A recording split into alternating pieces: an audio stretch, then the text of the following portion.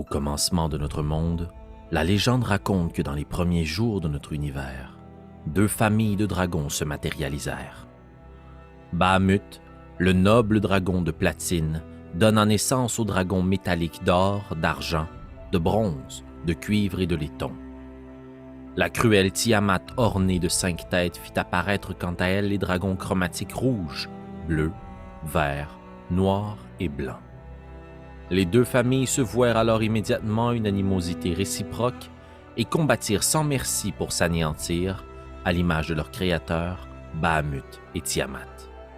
L'origine de Dragon's Rest est ancrée dans cette animosité. Dans des temps immémoriaux, un dragon rouge cracheur de feu nommé Charut mettait la côte de l'épée à feu et à sang. Afin de stopper sa folie meurtrière, 3 dragons métalliques joignirent leurs forces pour combattre Charut et l'emprisonner dans les profondeurs des océans, là où les courants marins pourraient éteindre le brasier de sa haine et le contenir pour toujours. La légende dit que la furie de Charut déclencha des activités volcaniques sous-marines qui formèrent Stormwreck Isle. Peu importe la véracité de ce récit, il est indéniable que la puissante magie draconique de Charut laissa une marque permanente sur l'île. Une magie si forte que de nombreux dragons s'y sont rendus à travers les siècles pour s'y livrer de terribles affrontements et y mourir. D'impitoyables tempêtes s'abattent sur la côte depuis toujours, mais le ciel est plus sombre que jamais depuis peu. Une menace gronde sur l'île, au rythme des nuages noirs qui roulent vers le royaume. Le combat éternel entre les dragons métalliques et chromatiques semble reprendre de plus belle. Alors que le ciel se déchire et que la mer s'agite, notre quête s'amorce pour nos aventuriers qui, armés de leur courage, se dirigent tout droit vers les dragons de Stormwreck Isle.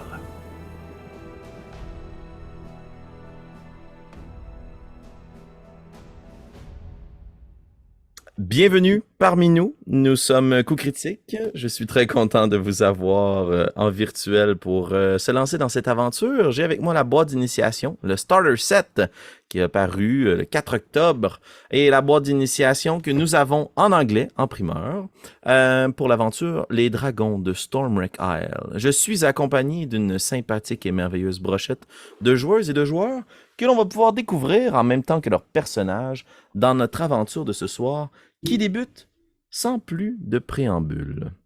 Chers joueurs, vous devriez entendre actuellement dans vos oreilles le bruit d'une tempête qui fait rage. Et je vous inviterai, vous, ainsi que nos auditeurs, à imaginer un ciel noir. Notre caméra narrative est la moitié du temps à la surface de l'eau, l'autre moitié sous les vagues, comme avalée justement par de grands torrents d'eau qui se précipitent sur elle.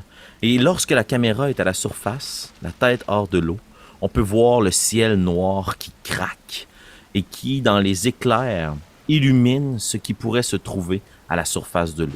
Tout ce que l'on voit à l'horizon, c'est un pic, quelques petits vallons, une île pointue qui semble tout droit sortir de l'eau.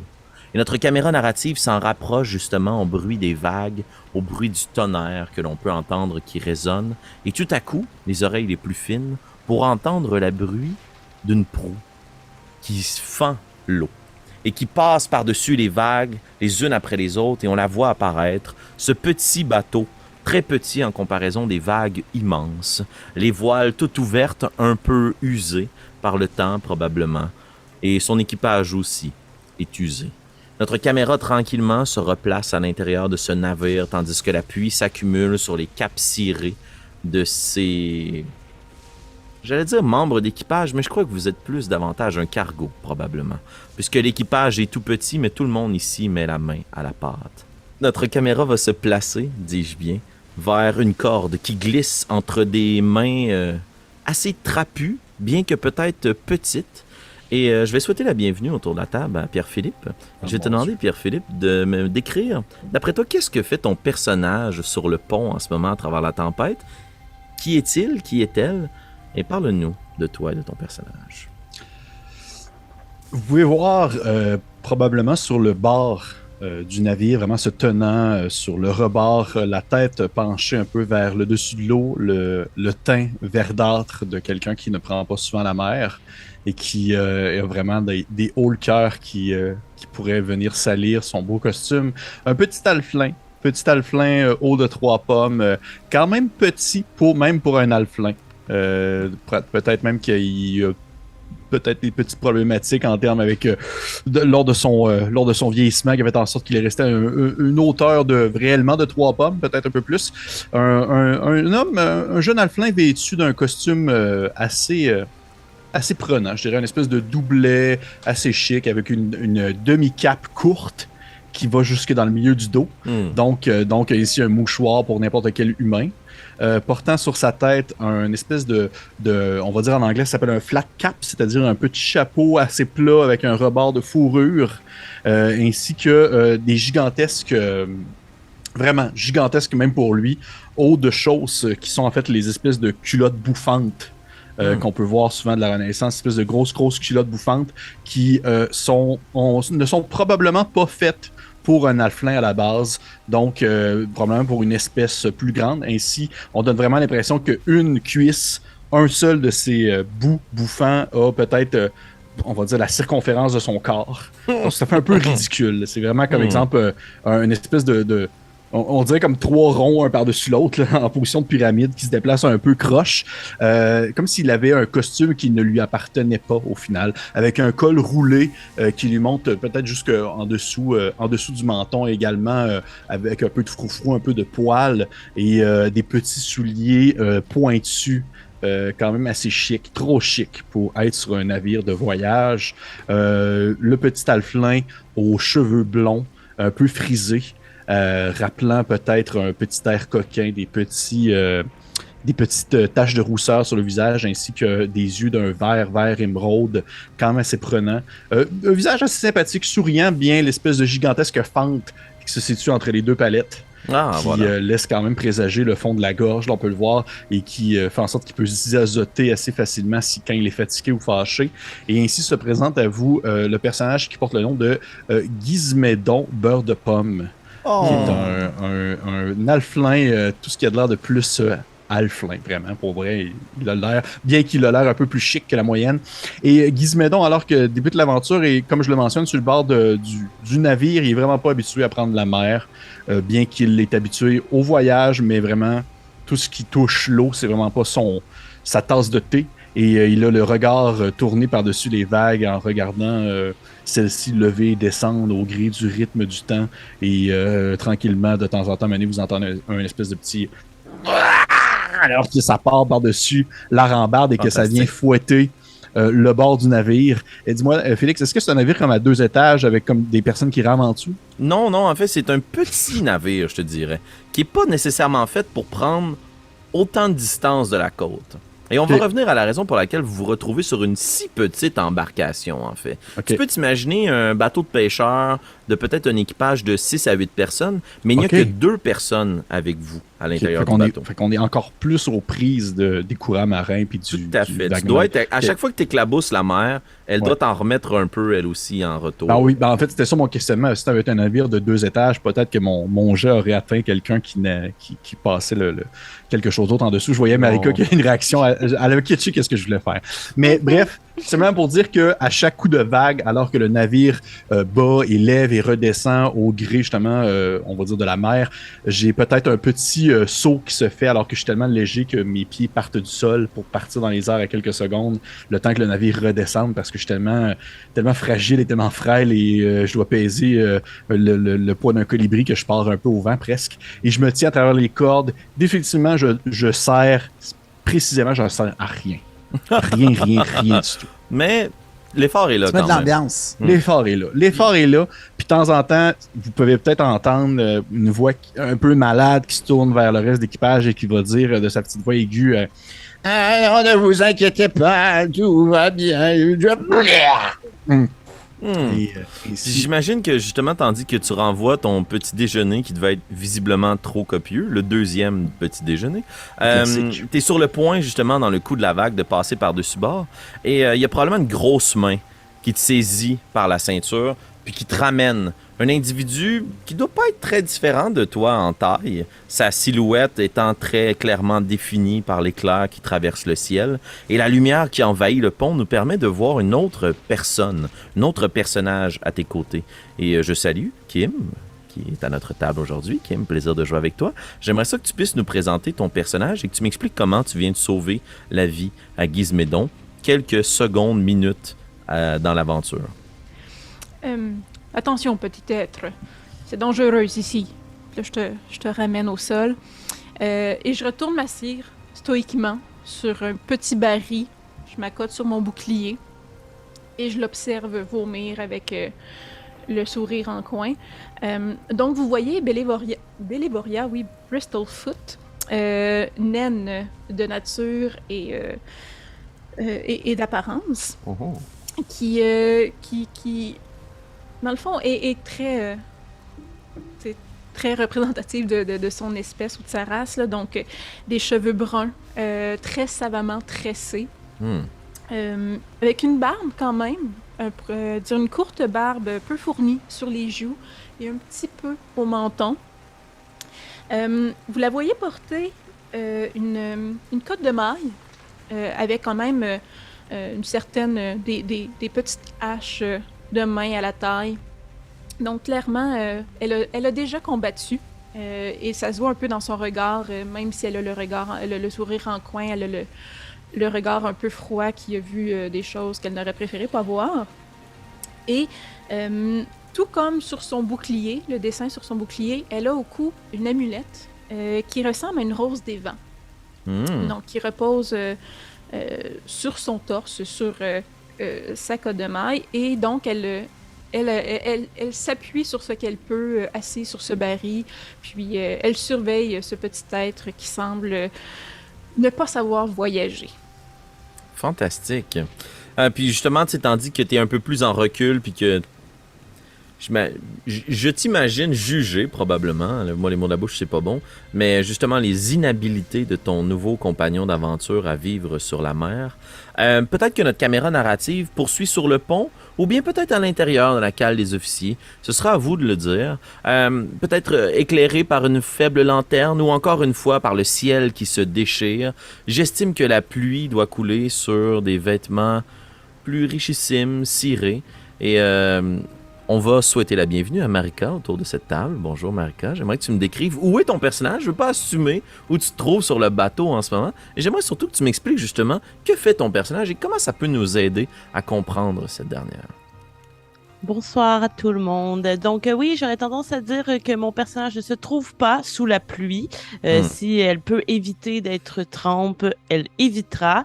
Donc se dresse sous vos yeux une grande elfe, très très longiligne, filiforme. Elle est très grande comparée les autres membres de l'équipe. Même pour sa race, elle est quand même assez grande. Elle est grande parmi les siens. Elle a les cheveux blonds, presque argentés blancs, disons, coupés très courts au menton. Question que ça ne la gêne jamais lorsqu'elle est en train de lire. Il ne faudrait pas que des cheveux viennent l'empêcher de pouvoir s'abreuver de tous les maux du monde. Elle a vraiment une mâchoire découpée, pointue, ce qui lui donne un air assez sévère, des yeux bleus perçants. Et elle porte quelque chose d'assez élégant, peut-être moins à l'image de Gizmédon, du moins ce sont ses vêtements à elle, mais c'est chic et à la fois ça fait un peu pirate parce qu'elle savait qu'elle allait prendre un bateau et tout ça. Donc elle a une chemise blanche, un peu bouffie à l'image d'un capitaine avec des lacets au-dessus de la poitrine finalement, et elle porte un pantalon qui est également rayé blanc et noir. À peu près tous ses accessoires sont blancs et noirs. Oh, cool. Ils sont bouffiés aux cuisses et plus serrés avec des lacets aux mollets. Voilà. Et évidemment, en ce moment, si elle a la possibilité, et là, ça sera au DM de me le dire, elle serait probablement en train justement de feuilleter des livres et soit ces livres parlent de navigation, soit ces livres parlent de l'île sur laquelle nous nous apprêtons à amortir. Donc, très voilà. bien. Ben, j'imagine que l'équivalent de ce qu'on pourrait appeler la cabine du capitaine sur cette petite frégate de pêcheurs. Et en fait quelques planches qui ont été raccommodées ensemble pour permettre justement d'aller se réfugier si le soleil tape trop fort ou que dans ce cas-ci, la pluie va nous noyer sur le pont. La bibliothèque doit être assez limitée. C'est probablement un seul et même tome qui sert les deux besoins que tu as décrits. Donc, il y a très peu d'informations sur l'île aux tempêtes, ou comme on l'appelle dans une autre langue plus ancienne, Stormwreck Isle. Et ça parle surtout, justement, de les courants avoisinants, et probablement que ce que tu vois sur les dessins, c'est un paquet de flèches qui montrent que le lieu est constamment sous l'emprise de tempêtes. Excellent. Notre caméra... Je me suis pas nommé, oui, c'est ça. je vais juste finir par me nommer, oui, effectivement. Donc, cet elfe s'appelle Orphina Olavaris. Bienvenue à bord, Orphina. Merci. La caméra narrative, je présume, Francis pourra me corriger, qu'elle se retourne vers le pont. Tu me sembles être quelqu'un d'action. Et justement, elle doit, dans la présentation de notre dernier joueur et de notre dernier personnage, se repointer vers le devant du navire où on peut voir un humanoïde travailler avec deux autres personnes, à tirer de toute leur force une corde pour ajuster la toile et la voile afin que celle-ci ne déchire pas. On essaie de profiter au maximum du vent pour se rendre à destination. Et c'est probablement toi qui, même si tu n'es pas propriétaire du navire, donne des ordres aux autres. Tu as pris un peu le contrôle de la situation. Et Francis, bienvenue autour de la table, et j'aimerais que tu nous présentes ton personnage. En fait, vous voyez justement, pour finir ta scène, vous voyez la voile qui vient de s'ouvrir, là, dans un élan, c'est votre arrivée, quoi, elle commence à reprendre de son élan, là, puis elle commence à être redressée. Puis vous voyez cet humain vêtu d'une cotte de maille qui, au départ du voyage, était étincelante. L'homme, parce qu'on parle d'un humain, un homme avec une chevelure rousse qui l'a noué derrière en espèce de bonne pour mettre son aume qui normalement couvre son chef. Vous le voyez mettre un genou sur le bord du bateau, faire « Ah, Bahamut nous sourit! Nous serons bientôt rendus! » Puis il est vraiment... normalement, c'est quelqu'un qui prend très bien de sa personne. Là, normalement, ça fait combien de temps qu'on a pris la mer? Ça doit être la deuxième journée en mer à peine. Vous n'êtes pas trop loin de la côte. Là. Ouais. Mais Siegfried Valero de Cornlin Hill a la barbe très forte. Puis au moment où il est rentré sur le bateau, il avait probablement la barbe très rasée. Puis là, vous voyez déjà ses poils roux qui commencent à lui faire une barbe de peut-être une semaine. Mais il y a vraiment une pilosité faciale vraiment pertinente. Là.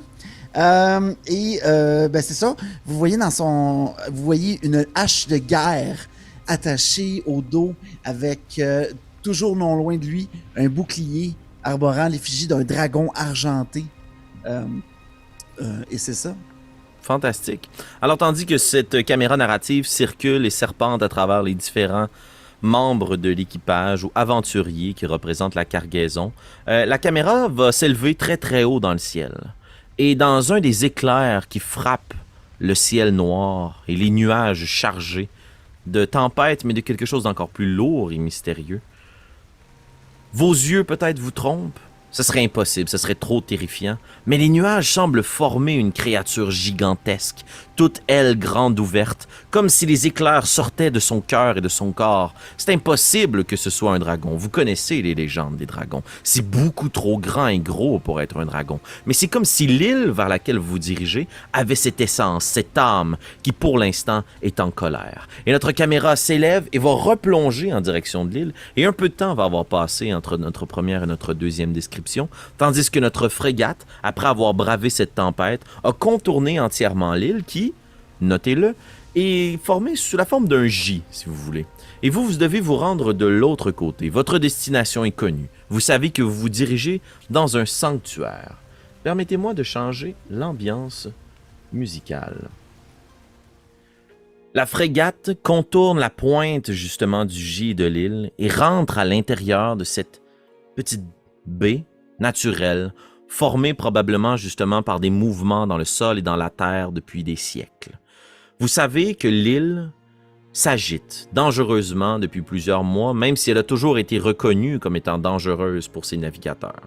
Même vous, alors que vous avez quitté la côte, pas trop loin de Neverwinter, vous avez eu de la difficulté à vous trouver un capitaine et un équipage. Les deux seules personnes qui ont accepté de faire le voyage, en fait, l'ont probablement fait parce que les filets à poissons étaient peu remplis depuis les dernières semaines et la promesse de l'or et de l'argent que vous leur avez faite leur apparaissait plus intéressante ou le jeu en valait la chandelle. Ils ont donc bravé cette tempête qui sévit constamment autour de l'île, mais qui, étrangement, une fois rendue à l'intérieur de la baie, semble s'atténuer. Vous voyez une grande chaîne de montagnes, majoritairement du roc dans le sol, par quelques endroits la végétation qui, comme à l'habitude, la nature retrouve toujours sa place, a tiré profit du sol très riche et volcanique des lieux pour faire apparaître de grands arbres, conifères et feuillus qui permettent de cacher mille et un secrets. La chose qui attire tout de suite votre attention, en fait, c'est que votre destination est bien visible devant vous. Vous voyez taillé à même le roc un grand chemin qui serpente à travers le flanc de la montagne. Devant vous, une grande plage avec des rocs et des pics qui montent, qui vous séparent. Et vous savez qu'à marée haute et dans la tempête, ces lieux doivent être impraticables. Mais le pire est derrière vous. Une fois rendu à votre destination, ce chemin serpente, différentes petites alcôves pointent à l'horizon. Mais la pièce de résistance est au sommet de ce chemin. Un grand temple de grandes colonnes de pierre, beaucoup trop grandes, probablement qui ont été placées là par des géants ou une autre espèce d'une autre époque, sur laquelle est aplati un grand morceau de pierre aussi. Et le temple devant vous de Bahamut s'ouvre et vous avez le sanctuaire de Dragon's Rest.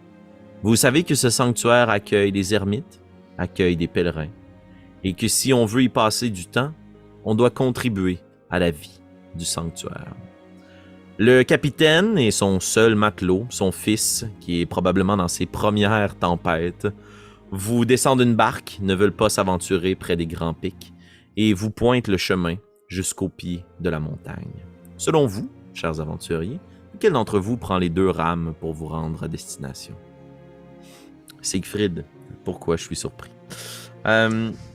Siegfried s'installe sur les rames et expliquez-moi un peu comment vous vous répartissez dans cette barque. Votre cargaison, vos équipements, vos effets personnels sont descendus à l'aide de filets de pêche, tout sans le poisson autour de vous. Où êtes-vous? Que faites-vous? Oui, Gizmédon?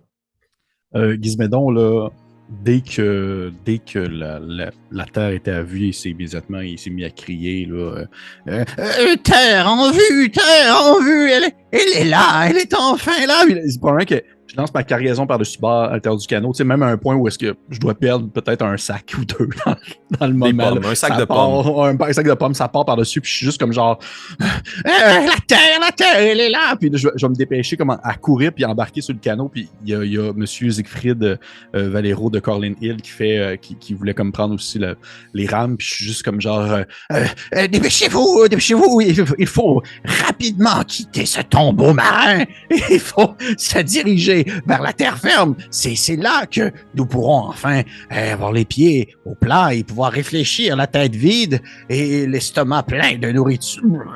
Vite, maintenant. Très bien. Bien sûr, Gizmédon.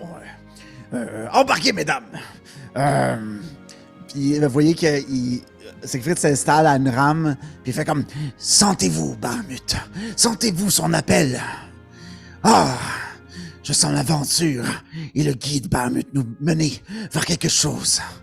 Ah, je le sens, le sentez-vous? » Juste avant d'embarquer dans la barque qui nous est offerte, j'irai voir le capitaine et son fils pour leur serrer, je veux dire leur serrer la main, mais leur serrer l'avant-bras.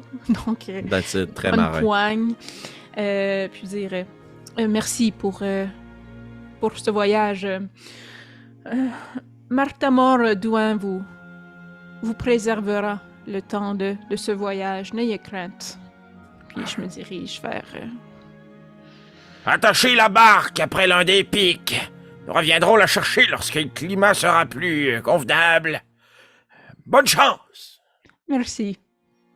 Puis je m'en vais tout bonnement dans la barque.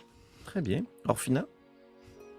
Je vais descendre la dernière de la façon la plus gracieuse possible en essayant de ne pas toucher personne qui est déjà dans la barque. Et au moment où Siegfried est juste comme « Sentez-vous », elle va être juste comme « Oui, je sens. je sens, puis elle sent tous ces effets personnels qui sentent le poisson. Et à ce moment-là, et les autres l'auront probablement déjà vu là, sur le navire durant le voyage, Orphina va sortir un énorme tome qui semble avoir passé à travers les âges, hyper vieux. Mais les pages, par contre, semblent super neuves. Donc, c'est tout à fait étrange. Évidemment, ça ne paraît pas très naturel. Elle va poser sa main à l'intérieur et envoyer les mots de son tome qui vont sortir et venir mettre une odeur de lilas sur tous ses effets personnels avec un sort de prestidigitation pour s'assurer d'arriver dans de belles odeurs agréables. Et en prenant place, elle va relever les paroles de Gizmédon en disant « Oui, c'est vrai qu'il est facile de réfléchir lorsqu'on a la tête vide. » Puis elle va s'asseoir en pliant une jambe par-dessus l'autre et juste attendre en ayant un petit sourire moqueur en regardant Gizmédon. Magnifique. Alors que je ne suis pas conscient de la blague. J'ai encore trop la bouche pleine de vomi puis la tête pleine de fumée. Fait que je suis vraiment pas là. Je suis juste comme genre, allez, maintenant, il faut ramer, monsieur Corlin Hill, ramer. Mais ramez donc, Gizmédon, ramez donc! Et les rames s'agitent. On crée un peu d'écume à la surface de l'eau, tandis que vos muscles vous permettent de vous avancer à travers ces vagues. Ces vagues sont certes moins intenses que celles que vous avez affrontées dans les 2 derniers jours, mais le climat n'est pas tout verdoyant, tout beau, la plus belle journée de l'année. Le ciel est encore gris, c'est quand même lourd et chargé autour de vous, mais en comparaison de ce que vous avez vécu dans les heures précédentes, le calme après la tempête. Vous serpentez justement de grands pics. Il faut d'ailleurs avoir un peu d'adresse pour ne pas se ramasser fracassé contre l'un d'entre eux, pour vous diriger vers une très grande plage de galets. Vous pouvez voir que la montagne, sur cette dernière, a quand même une bonne démarcation avant de se rendre jusqu'au chemin qui a été taillé dans le roc, de sorte à bien démontrer que la marée a ici une importance capitale. Je vais vous inviter à faire un jet de nature, s'il vous plaît, pour commencer cette campagne. Ben oui, on va aller piocher. Premier jet de nature? Ouais, dans les habilités, peut-être. Et pour Bélévoria, oui, je crois qu'avec ton habilité Stone Cunning, tu vas pouvoir rouler à avantage. Oh, parfait. J'avais eu 1, fait que je suis contente parce que j'ai 14. Très bien, 14. Orphina? 20 naturel, 23. Évidemment, tes yeux d'elfe. Gizmédon? Oh, je ne t'entends pas, Gizmédon, tu manques de voix, on dirait. Désolé, un médiocre 6. Un médiocre 6. Tu dois manger la seule pomme qui te reste. Ouais. Et Siegfried? 15, mon ami, 15! 15! Donc, à 14 et 15, vous êtes capable d'apercevoir que, justement, le roc a certes été travaillé, mais si vous échangez des coups d'œil et quelques murmures entre vous, vous voyez qu'il y a une magie qui a dû être utilisée ici pour tailler à même le flanc de cette montagne des alcôves, un escalier qui a été dessiné à la perfection. Et Orphina, pour toi, c'est rien de très dépaysant, puisque tu ressens dans le monastère ce même souci du détail architectural que dans les grandes cités elfiques. Il y a quelque chose de très bien découpé, dessiné, de grands enchantements longs. C'est pas une magie violente qui a fracassé le roc. Le lieu a été modestement acclimaté, créé, en respectant la montagne. Et avec tes yeux d'elfe, en jugeant justement du paysage, tu vois aussi qu'il y a quelque chose de pas naturel à travers tout ça. Il y a une grande corde qui descend, un petit peu plus loin, très loin sur la plage, loin de votre direction à vous, qui permet probablement de ramener un chariot élévateur, mais qui est pris à la moitié de l'escarpement.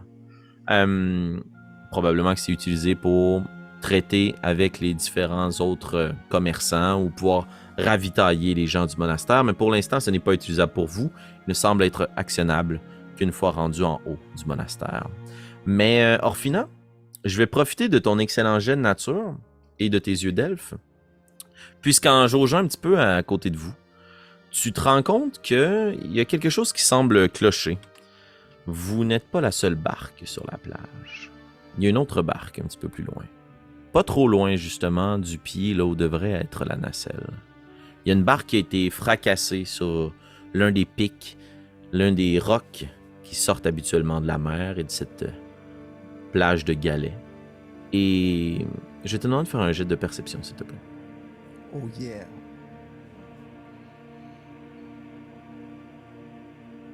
Sept. 7? Non, 17. 17, oui, c'est ce que je me disais. Tu remarques que tout près de la barque, cette dernière est totalement fracassée sur le roc, comme si elle avait été cassée en deux. Là. Tu remarques qu'il y a des amas de bois, il y a quelques barils probablement brisés aussi, et il y a de grands morceaux de tissu, et en plissant tes yeux d'elfe, tu te rends compte que ces morceaux de tissu ont des jambes et des bras. Il semble y avoir des corps autour de la barque. Et avec un 17, tu vois que l'un d'entre eux semble se tourner sur le côté. OK. Il y en a combien de... Il y a combien de corps? 3 corps visibles. Et pour te donner une idée d'une distance, là, ça doit être environ 100 pieds de vous. Je disais que c'était loin, c'est pas si loin que ça au final. Là. D'accord. Automatiquement, je me retournerai vers Gizmédon et Siegfried qui sont super proactifs depuis tout à l'heure là, et faire comme allez, maintenant, mettez votre empressement, il y a là-bas des gens qui ont besoin de notre aide. Puis je commencerai tout de suite à courir vers la barque. Très bien. Très bien. Alors tu cours dans cette direction, Siegfried, Gizmédon, Bélévoria, est-ce que vous suivez? Oui, je vais dire surtout si Orphina mentionne que des gens sont nécessiteux, ont besoin de notre aide. Je m'empresserai de me diriger vers eux. Très bien. Siegfried, Gizmédon? Réflexe de vieux guerrier, en fait de jeune guerrier. Il va prendre sa hache, ne prenant pas de chance, va l'empoigner à 2 mains. Toujours à la guet et essayant de protéger aussi ses compatriotes face à des ennemis qui pourraient venir tendre un piège. Très bien. Gizmédon? Écoute, assurément que sur le moment, je vais faire... oui, allons-y. Puis, immédiatement que je suis rendu sur le sol de la berge, je suis définitivement plus dans mon élément et je semble être beaucoup plus en contrôle de mon corps et de mon estomac. Fait qu'effectivement, je vais me mettre à courir vers cette direction-là, sauf que pour le spécifier, bien sûr, étant un alflin, j'ai beau courir le plus que je peux, tout le monde va arriver avant moi. Fantastique. Ouais. Vous avez tous, sinon, la même distance, je crois, c'est 30... J'étais à 25. 25 aussi. Ah oui? Voilà. C'est J'ai des petites jambes, là. Excellent. Donc, les 2 plus grandes personnes se rendent probablement un peu plus près. Et avec ton 17 de perception, je vais te permettre de faire un jet d'investigation, Orphina. Et tu peux soit le faire avantage, soit Siegfried, tu peux le faire également. Je vais lui laisser avantage. Fantastique. D'accord. Regardez, mademoiselle. Trouvez quelque chose. Avec plaisir. Laissez-moi le temps de me concentrer. Ouais. Et j'ai eu 22. 22? Ok. Ça te saute aux yeux. Les personnes qui sont devant toi, leurs vêtements sont déchirés. Il y a probablement l'un des humanoïdes que son bras est dans un angle impossible à décrire. Puis le premier humanoïde, celui qui était le plus près de vous, qui s'est retourné, est comme sur le côté. Il fait dos à toi. Et sur ses vêtements, il y a plein de petits mollusques qui se sont collés. Ça fait quand même un bon moment là, que ces cadavres-là sont prêts sur la plage. Là, tu dis humanoïde. Est-ce qu'on sait plus précisément avec l'investigation si ce sont des nains, des alphelins, des Ce sont fort probablement des hommes ou des elfes ou bref, des gens de grande taille. Peut-être des orques, des demi-orques, mais c'est pas des alflins, c'est pas des nains, ça c'est sûr. Et mon autre question, c'est est-ce qu'ils portent tous des vêtements qui sont identiques? Est-ce qu'ils ont l'air d'avoir un uniforme qui pourrait faire en sorte qu'on peut savoir de qui il s'agit ou du moins tout à fait. Correspondre à une famille ou quelque chose comme ça? Sans nécessairement faire de jet d'histoire, parce que je pense que c'est quasi impossible, là, parce que vu l'état de dégradation. Mais oui, ils partagent tous des mêmes teintes de couleurs ou des vêtements qui sont similaires. Et ce sont visiblement des marins. D'accord. Puis, il y en a un qui semble en vie? Il y en a un qui semble en vie. Bouger. Exact. OK. Puis là, j'ai une question un peu plus méta. Oui. Mettons, est-ce que en tant que personnage, on connaît un petit peu les forces des autres ou on connaît pas du tout? Excellente question. En fait, pour retourner dans le temps, il y a de cela 3-4 jours, vous vous êtes rencontrés pas trop loin de Neverwinter afin de pouvoir briguer passage en direction de Stormwreck Isle. J'imagine que vous avez séjourné dans la même auberge ou que c'est l'auberge qui offrait la meilleure nourriture et que, Orphina, tu t'y rendais dans le jour et que tu ne dormais pas dans ce lieu abject chez un ami ou autre. Mais tu as appris que ces gens-là recherchaient un moyen de se rendre à Stormwreck Isle, puis vu les tempêtes là, qui frappent et qui cognent partout, personne ne voulait s'y rendre. Et vous êtes tous devenus des compagnons de chance ou de malchance. Vous êtes embarqués ensemble sur le même navire. Vous connaissez vos forces sans nécessairement les avoir testées ensemble. Ce que vous avez testé ensemble, c'est votre vie en mer. Et aucun d'entre vous n'est un marin. Donc les gens savent que bon, tu manipules un tombe, tu fais apparaître du lilas, mais qu'est-ce que tu fais d'autre? On sait que Gizmédon vomit, mange des pommes. C'est pas mal ça. Ça donne un peu une idée là, de ce que font tes collègues. OK. Donc, alors, assez rapidement, puisque Siegfried est près de moi, c'est à lui que je m'adresserai d'emblée en voyant la personne qui semble être encore en vie, même si au bout de ses forces. Et je dirais, Siegfried, avez-vous certaines notions pour soigner, qu'elles soient magiques ou tout simplement théoriques? Oui, mais regardez cette créature. Elle est remplie de mollusques. Elle est probablement morte depuis longtemps. Merci, Siegfried. Je vois que je peux déjà compter sur vous pour protéger mes arrières. Mais automatiquement, je me pencherai sur la personne qui semble encore en vie pour possiblement, sans nécessairement de la magie, mais juste essayer de voir si je repère une blessure ou quelque chose qui pourrait même être récurrent chez les autres victimes également. Fantastique. Alors, au moment où tu te penches, on va, pour les besoins de la cause, s'imaginer que Siegfried est tout juste à côté de toi et que peut-être 5-10 pieds derrière vous, il y a Bélévoria et Gizmédon qui arrivent en courant. Gizmédon sûrement un peu essoufflé, jette un trognon de pomme derrière. Pépé, je vais abuser du fait que tu as le beurre de pomme. Tu vas avoir une pomme dans toutes tes constamment. interventions. En même temps, c'est comme un bon running gag. C'est vraiment le pire moment, j'ai une pomme dans les mains. Dès que tu as dit qu'il y avait des barils dans le bateau qui était fracassé, j'étais comme, sûr. j'espère qu'il y a de la nourriture ou des pommes. Ah oui, C'est sûr que oui. C'est sûr que oui. On va trouver des pommes dans tous les trésors de cette mini-campagne. Orphina, tu te penches, tu te rapproches de ce corps infesté de mollusques, puis tu prends par l'épaule, et tu le retournes vers toi ou tu te penches par-dessus pour le voir? Non, j'essaierai le moins possible que mon corps s'approche du sien. Tu sais, de garder une certaine distance, mais quand même de l'avoir dans un angle où je peux bien l'observer. Excellent. Donc, sans nécessairement le toucher, tu t'approches pour le voir de l'autre côté comme il te fait dos. Puis au moment où tu es juste à proximité de lui, il retourne sa tête, puis tu vois que sa mâchoire est disloquée complètement de son socle. Ses yeux sont vitreux, blancs, puis il va juste tendre une main dans ta direction puis essayer de t'agripper par le mollet. Et je vais vous inviter tous à rouler l'initiative, s'il vous plaît. Attendez-moi! Oh yeah! Parfait. Oh! Bon, checker le gars qui a Ouais, lancé ça un se vrai passe bien pour naturel. moi aussi, là. Excellent. Donc, 25 à 20. Moi, j'ai eu un vin naturel, donc, mais ça me donne 19. 19. Et pour Orphina? J'ai... Oh, pardon, vas-y. J'ai- Vas-y. Allez-y, allez-y. Orphina? J'ai eu 19, donc 21. 21. Gizmédon? 23. 23. Donc, Gizmédon, Orphina et Siegfried. Tant qu'à faire, ton score Bélévoria? Je suis pas certaine que ça se peut, mais j'ai eu 0. Ah, fantastique. Oh. Tu es sur les talons. Gizmédon, tu vois justement cette créature, vous êtes tous sur le qui-vive à savoir qu'est-ce qui se passe, est-ce qu'elle va être capable de le soigner, puis la créature se retourne et les deux autres cadavres se relèvent tranquillement pour essayer de s'approcher de vous. Il y a visiblement 3 créatures qui vous assaillent. Ta nouvelle compagnon d'aventure va se faire attraper la jambe si tu ne fais rien. Qu'est-ce que tu fais? OK. Pendant que je cours, je suis comme essoufflé. Puis justement, j'ai comme jeté mon cœur de pomme en arrière.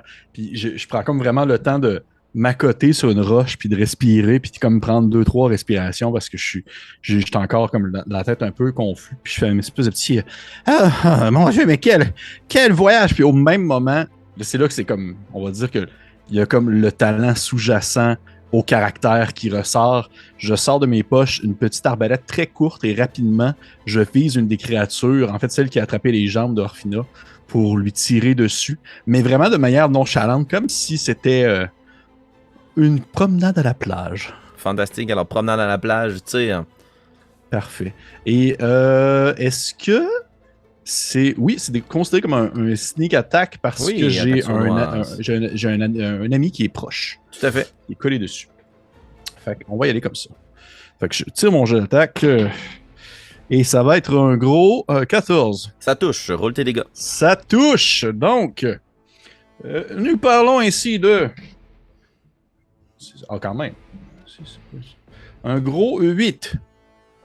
Fantastique. Le carreau Avec- d'arbalète se plante justement dans le bras qui allait agripper la jambe d'Orphina et ça aurait dissuadé probablement le marin le moins scrupuleux. Mais tu vois que la main connaît juste un moment de recul, puis c'est juste l'effet de la force, puis elle continue à se tendre dans la direction de la jambe d'Orphina. Est-ce que tu fais quelque chose d'autre à ton tour, Gizmédon? Je vais continuer à avancer. En fait, je vais... là, c'est sûr qu'on joue dans le théâtre de l'esprit, pour les personnes qui nous écoutent en audio, on va le mentionner. Et est-ce que c'est possible pour moi, parce que là, je nous imagine sur une plage avec genre des rochers et tout ça, de peut-être comme grimper sur un rocher pour avoir peut-être un peu plus qu'une tête, là. Tout à fait. Contrairement aux autres. Ok. Imaginons donc que tu sors du combat à proximité, là, puis tu grimpes un peu sur des rochers un petit peu plus loin, puis tu Oui. peux avoir une vue d'ensemble, puis tu vois qu'il n'y a que 3 assaillants. La barque est brisée sur cette espèce de pic, et tu recharges, tu commences à recharger ton arbalète. Parfait. Fin de ton tour, Gizmédon? Absolument. Fantastique. Orphina, tu vois le carreau qui se plante dans la jambe, puis ça te donne suffisamment le temps pour réagir avant de te faire tirer les mollets par ce noyé naufragé. Que fais-tu? Tout de suite, je vais prendre mon tome, mettre la main, lire une phrase et les mots, encore une fois, vont sortir du tome en même temps que je les lis. En fait, dans mes yeux, on va voir les mots se refléter et de mes yeux bleus, perçants, je vais faire le sortilège rayon de givre. Et je vais le lancer sur celle qui tente de m'empoigner malgré le carreau. Fantastique. Oh, pelaille, j'ai eu 9 malheureusement pour toucher. 9, ça touche. D'accord. Des J'ai de la zombies. chance qu'elle soit pas trop forte. Et pour les dégâts, ça sera un des 8 et ça va aussi réduire sa vitesse de 3 mètres jusqu'au début de son prochain tour. OK. Et j'ai eu 7 sur le D8, quand même. Fantastique. Donc, tu vois que la main qui allait se tendre vers toi se givre, se recouvre de froid. Les muscles, en tout cas ce qui en restait, là, qui n'ont pas été décomposés ou mangés par une crevette, commencent à justement se cristalliser, se recouvrir de glace. Puis le bras s'immobilise, mais avec l'autre, elle tente de ramper vers toi pour essayer de venir te saisir quand même. Puis vous prenez conscience qu'il n'y a aucune possibilité de négociation à ce moment-ci. Siegfried, tu as la scène devant toi. Tout juste devant toi, tu as Orphina. Tout juste devant toi, tu as Orphina qui est sur le point de se faire saisir, mais qui a maintenant recouvert le mort-vivant de givre. À ta gauche, tu as Gizmédon grimpé sur une roche. Que fais-tu? De mon côté, Siegfried va empoigner son épée comme il sait si bien... pas son épée, mais sa grande hache de guerre à 2 mains, Oh, disons-le. yeah. OK. Il ne perdra pas une seconde pour asséner un coup vers l'assaillant de mon allié. Fantastique. Roule ton jet d'attaque. 8 est la marque à atteindre. On parle de 15 ici Ça pour touche. toucher. Roule tes Donc, c'est un gros D10 quand je la prends à 2 mains. Mhm.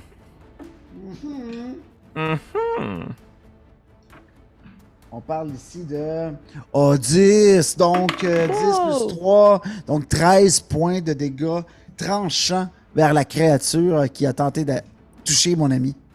Excellent. Donc, tu vises probablement cette main givrée pour essayer de la stopper malgré tout. Tu plantes ta hache, le bras casse. Ça serait suffisant pour dissuader n'importe quel assaillant. Puis tu vois que l'espace d'un instant, la créature tombe au sol, puis elle se relève. Très faible, mais elle se relève pour venir vous attaquer quand même. Bélévoria, ce ne sera pas à toi tout de suite, en fait, puisque tu as 0 d'initiative. Les créatures vont quand même foncer vers vous. Même si elle est très blessée, cette créature-là va essayer de te prendre par les mollets puis te tirer au sol, Orphina. Donc, te frapper derrière le genou, j'imagine, dans un jet d'attaque. Ça sera 8 pour toucher. J'imagine que ce n'est pas suffisant. Non, effectivement. Ouais, tout à fait. Donc, tu vois que malgré le givre et tout, elle tente de frapper, mais sa main fait juste tomber au sol. Et les deux autres créatures sont debout. Elles vous regardent. Les vêtements qui coulent de l'eau qui les enduit à chaque fois que la marée monte. Eux aussi, des mollusques et autres espèces de crustacés sur le corps. Un crabe qui lui grimpe sur le visage. Puis ils vont partir en courant dans votre direction. Il y en a un qui va tenter de se jeter sur Siegfried et l'autre va tenter de se jeter sur toi, Orphina. Donc, celui pour Siegfried, ce sera un 16 pour toucher Siegfried. Malheureusement, ça manque. Ça manque. Donc tu l'évites probablement tandis qu'il jette sur toi pour t'asséner un coup. Et il est juste derrière toi, entre toi et Bélévoria. Oh, et là, ça par contre, ça va être un 18 pour te toucher, Orphina. La créature s'élance vers toi, puis justement, elle va essayer de te frapper en plein visage. Elle a un bon angle, puis tu es en train de te déprendre de l'espèce de créature qui est au sol. Est-ce que tu fais quelque chose en réaction? Oui, donc je mets le tombe devant moi qui devient un mur de mots et je fais bouclier. Oh, fantastique. Donc, son coup réussit à passer à travers un petit peu ton espèce de protection arcanique, puis il est repoussé derrière elle. Puis tu vois que la créature ouvre la gueule béante, elle a presque plus de dents, il y a de l'eau qui s'en écoule, des algues. Et ça nous amène à Bélévoria. Moi, voyant les créatures qui s'activent, je freinerais ma course vraiment en glissant un peu sur les galets. Et du même mouvement, je lèverais les yeux au ciel, et ma main, et je crierais « Utvarikan !» Puis une lumière divine descendrait droit devant la créature qui n'est pas encore blessée devant Orphina. Fantastique. Donc, je fais, bien entendu, flamme sacrée. J'adore. Donc, c'est un jet de sauvegarde de dextérité, n'est-ce pas? Exactement. Ouh, c'est un gros 4. Ouh, c'est un échec. Oui. Et un D8 de dommages, donc. Un D8. Donc, on parle de 3. Oui, j'ajoute pas mon truc, fait que c'est 3 dommages radiants. Je pense que c'est plate de même. Ok, fantastique. Au moment où cette espèce de lumière, il y a une éclaircie dans le ciel, puis il y a juste un rayon de lumière, un faisceau qui tombe directement sur le crâne de la créature. Tu vois qu'elle lève les yeux au ciel, puis qu'elle commence à hurler, puis tente de rabattre sur sa tête son grand chapeau de pêcheur. Tu vois que sa lumière radiante semble être très, très efficace contre la créature. On revient à toi, Gizmédon, t'es sur ton rocher, tu t'enfiles 2-3 bouchées de pommes, tu remets ta Granny Smith dans ta poche. Que fais-tu? J'essaie de voir les différences entre une Granny Smith et la fâche. Ah, ça n'est pas pire. Puis je vais immédiatement encocher un autre projectile et je vais essayer de... Là, rappelle-moi, celui qu'on martèle depuis le début, il est encore vivant. Là. Oui, il est encore vivant, mais il est très très faible. Pour une raison inexplicable, il semble être revenu à la vie, comme si les morts-vivants avaient ce talent-là. Mm-hmm. Parfait. Fait que je vais tout simplement tenter de l'achever une bonne fois pour toutes. Fait que je vais fermer un œil, je vais viser, puis là j'imagine un petit zoom sur genre mon coin de front, qui a une petite goutte de sueur qui perle, puis qui se met à s'empiffrer dans mon sourcil épais. Là. Puis je vais juste zoomer un petit peu, puis tirer un petit carreau en direction du zombie en question. Et encore une fois, il est collé sur un de mes alliés. Ainsi, j'ai Sneak Attack. Et ça va être un 18. 18, ça touche, roule tes dégâts. Parfait. Donc, on est à 5, 6, 7... Ça va être un 9 de perçant. 9 perçant. Tu vois que là, c'est le bon carreau, là. La meilleure façon de clouer ce mort-vivant-là, ce noyau au sol, c'est de le clouer au sol. Et ton carreau d'arbalète vient juste le piquer en plein milieu de la mâchoire, puis il plaque contre le sol, la gueule béante, le carreau qui pointe sa tête, son bras redevient mou. Et il ne reste qu'un seul assaillant qui est directement devant Orphina, le deuxième ayant été replacé derrière Siegfried. Gizmédon, est-ce que tu veux faire quelque chose avec ton action bonus, ton déplacement? En fait, sans nécessairement dire que je fais une action à ce propos, j'essaie juste de jeter un coup d'œil, parce que tu sais, on a tous nos raisons d'être présents sur cette île. Mm-hmm. Donc, j'essaie juste de voir si il y a la présence de quelqu'un ou quelque chose d'autre qui aurait comme eu un contact avec soit cette barque-là, tu sais, des traces de pas ou quelque chose d'autre. Est-ce qu'il y a quelqu'un qui aurait survécu à cet écrasement, puis il y a quelqu'un qui est parti, ou peut-être que ça a été causé par autre chose. Bref, j'essaie juste d'avoir une espèce de vue d'ensemble de la place. Quelle est ta perception passive? Elle est à 12. 12. Les galets sont ramassés les uns par-dessus les autres avec les vagues qui frappent constamment le pied de la montagne. Tu sembles rien apercevoir d'autre. Okay. Puis mis à part les mollusques et les crustacés, t'as tendance à croire que non, il n'y a pas personne qui est venu ici avant. Parfait. Orphina, tu viens de bloquer dans ton écran arcanique cette espèce de créature qui s'est attaquée à toi. T'en as une devant et une derrière. Que fais-tu? OK. Juste pour être certaine, parce que j'utilise pas nécessairement ce sort-là très souvent, mais la vague de tonnerre, c'est un cube de 15 pieds provenant de moi. Est-ce que ça pourrait pogner, en bon français, celui en avant et celui en arrière? Tout à fait, mais je crois que du même coup, si ça n'exclut pas des alliés, ça frapperait Siegfried. Oui, non, il n'est pas marqué que ça exclut mes alliés. Alors oui, ça va fonctionner, mais ça va fonctionner sur tout le monde. En fait, ça va fonctionner sur Siegfried et Noyer 1 et Noyer 2.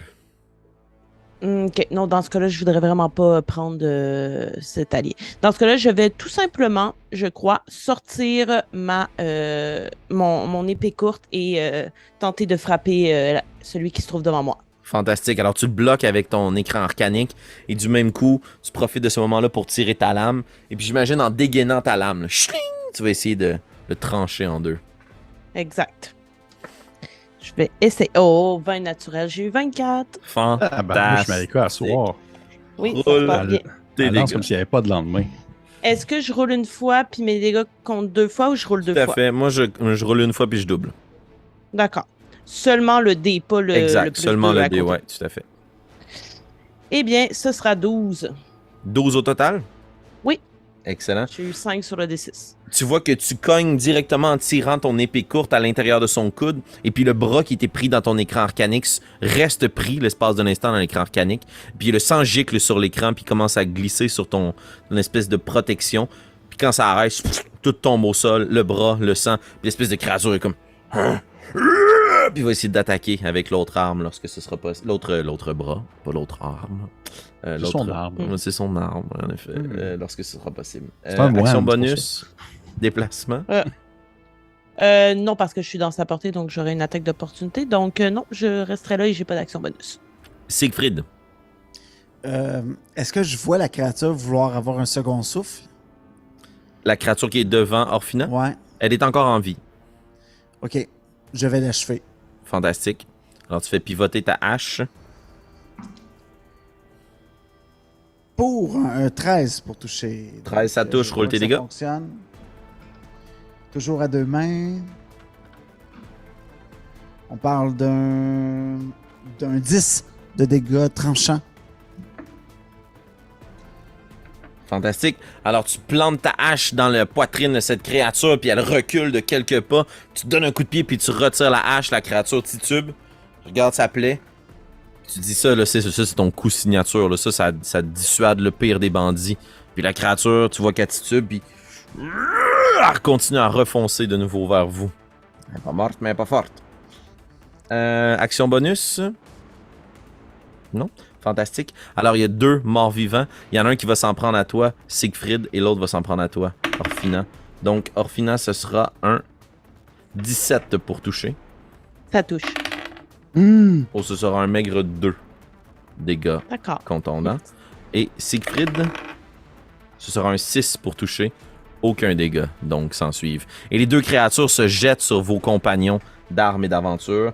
Bélévoria, tu vois que ta dernière incantation a été diablement efficace. Que fais-tu? Je recommence sur la créature que j'ai déjà touchée de cette manière-là. Puis encore une fois, là, de ma voix profonde de naine, là, Utvarekan! Et je fais retomber un jet de lumière. Fantastique. Donc, jet de sauvegarde de dextérité encore? Oui. C'est un échec, c'est un 6. Parfait. Et cette fois-ci, 3 dégâts encore. 3 dégâts, mais ce sera suffisant. Et l'espèce de dégâts radiants, là, la créature, tu vois que dans le coup que lui a asséné en pleine poitrine, Siegfried, son chameau, malade. Non, son chapeau est tombé à la renverse, puis elle lève les yeux au ciel, puis là, l'éclaircie est beaucoup plus franche. Il y a un gros rayon de lumière qui l'englobe. Elle tombe à genoux, puis elle essaie de se protéger le visage, puis elle se recroqueville, puis dans une espèce de position fétale, elle se dilue en algues. Et ce sera tout pour elle. Tout pour toi aussi, Bélévoria? Oui. Gizmédon, tu brasses ta compote. Non, ok, c'est bon, J'étais en train de finir ma tarte. Non, je suis... Je suis présentement en train de. En fait, tu fais la blague, mais j'ai probablement comme une pomme un peu comme juste dans la bouche, tu sais, en suspension. Puis je suis en train de placer comme un autre carreau, puis je relève la tête. Puis là, tu sais, c'est comme, ça devient quasiment un running gag. Là. Tantôt, j'avais comme une goutte de sueur sur le bord du front parce que genre, il fait chaud, puis je suis un alflin, puis je suis habillé en peu costume de la Renaissance, puis c'est un peu niaiseux. Sauf que là, je suis comme couvert de sueur. Tu sais, j'ai le visage perlant, là, puis j'essaie de comme viser en même temps. Puis là, je comprends pas trop encore ce qui se passe, puis j'essaie de trouver des indices autour, puis je vois rien, puis je fais juste comme viser, puis je fais. Là, présentement, il en reste un. C'est bien cela. Exactement, oui. Il est sur qui, présentement? Il est sur Siegfried. Essaie de le prendre dans le dos puis de le tirer par terre, mais Siegfried est trop solide. Ouais, c'est ça, au final, je me dis quasiment qu'il pourrait le laisser aller. Hein. Je vais... Non, regarde, je vais tirer dessus. Je vais tirer dessus encore une fois. Je vais en profiter pendant que j'ai comme, on va dire, sans vouloir faire de référence culturelle, le high ground.